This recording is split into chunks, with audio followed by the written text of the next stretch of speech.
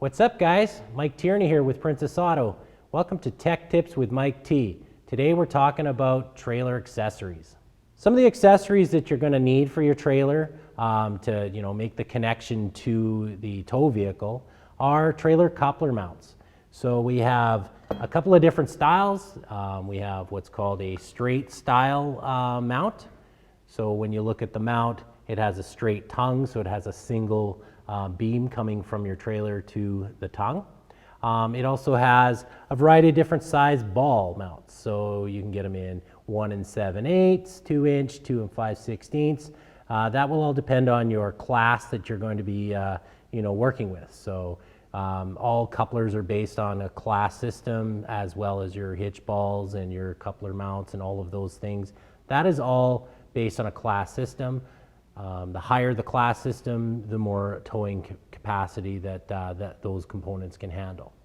If you have something like an RV, or you create a trailer that's a little bit more heavy duty, you also have the option to go to an A-frame style. So you can see that it's a little bit wide, it's more of a triangle style. Same kind of coupler mount, so you can use 1 7/8, 2 inch. Typically they start at around 2 inch and then go higher from there on your ball size. But instead of just having one bar coming out, you're actually splitting it. I'll flip it over and you can see that you'll have 2 bars coming now. And that just gives you a little bit more strength on the front end of your trailer. Now, when we're towing, there's some safety measures that have to be involved. Your trailer may have chains, so the safety chains are required on all provincial federal roads. You must have your trailer attached to your hitch, not to your bumper. Typically that's kind of bad practice, but directly to the hitch. And these allow, if your trailer, comes unlocked, or, your trailer coupler snaps, the chains hold that trailer from veering off into traffic or into the ditch. It just basically keeps it in place. A good practice is to cross the chains over when you mount them.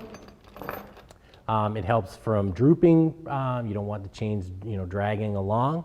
But it also will catch the trailer. If it pops off, it'll catch it in that crossover and stop that trailer coupler from digging into the pavement. Not to say that it won't, but it will slow it down, that's for sure. Just in recent years, the regulations have changed. You used to be able to get away with a standard S hook. So, that was practice, and there's a lot of trailers that still have that. They've just passed those regulations not that long ago that you do need a clasping mechanism now. So if you're retrofitting or replacing, you'll find that you will need to have a clasping mechanism on your hook, so that way it doesn't jump out from the hitch mount. So other accessories that we want to talk about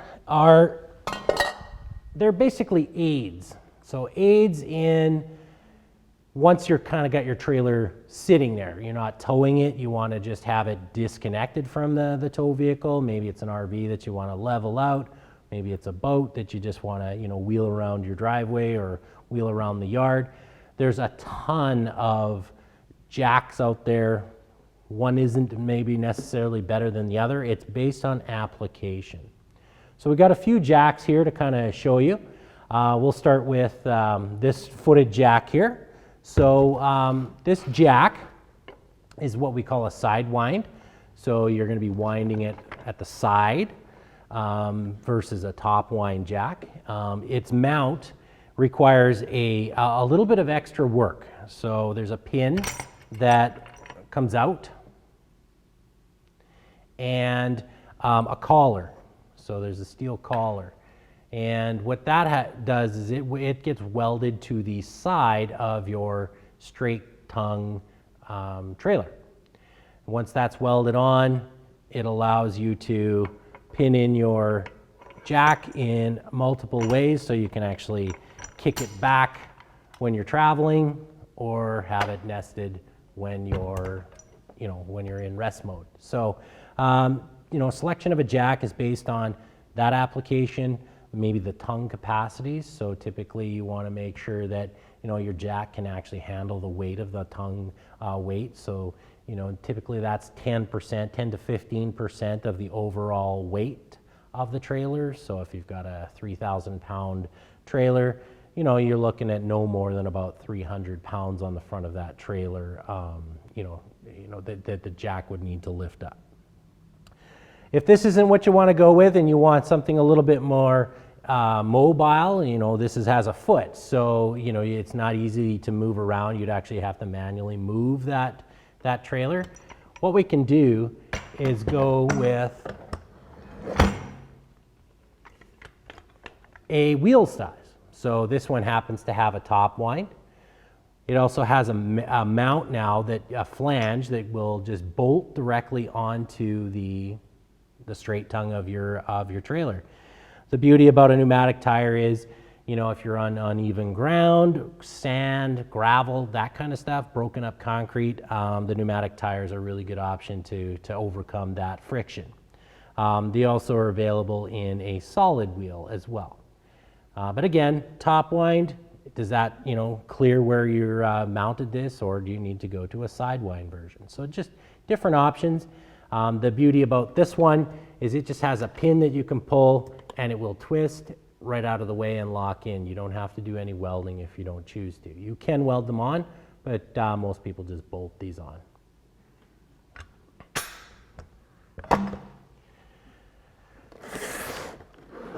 Again, another version, it's a sidewind version, and again, mounted through brackets. If you choose to weld it on, you can. But this one has the solid wheel. Quite often in the industry, someone may be asking for a marine jack. That's kind of quite often what they're referred to. It doesn't mean that that's specifically for marine, but it definitely is used a lot. A lot of people have these on their boats, and that's why they're kind of considered a marine jack.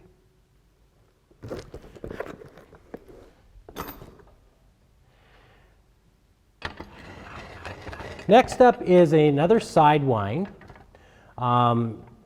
This is considered to be a weld-on jack. So you'll notice it doesn't have any mounting brackets or a pin to weld on. This actually gets welded directly onto the edge of a trailer. So typically these are used on a little heavier duty trailers that have a lot of front load on them, and they're not usually mounted with wheels.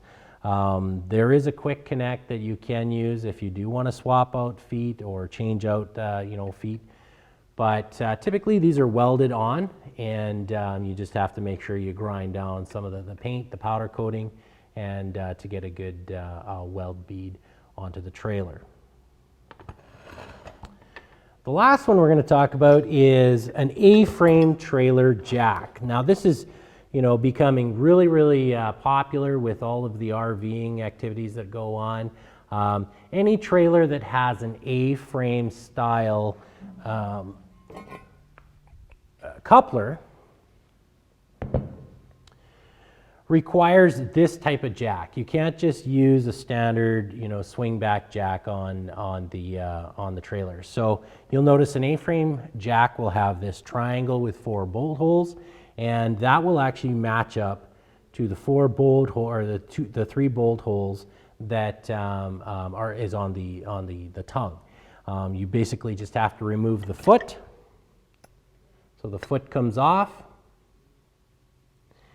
You would just simply slide that through, reconnect the foot, and then bolt that to your coupler. This allows clearance for jacking and for leveling, or for storing your trailer or lifting the nose of the trailer up. These are common. More and more people are using them. We didn't showcase anything pneumatic wise or electric wise, but we do carry those.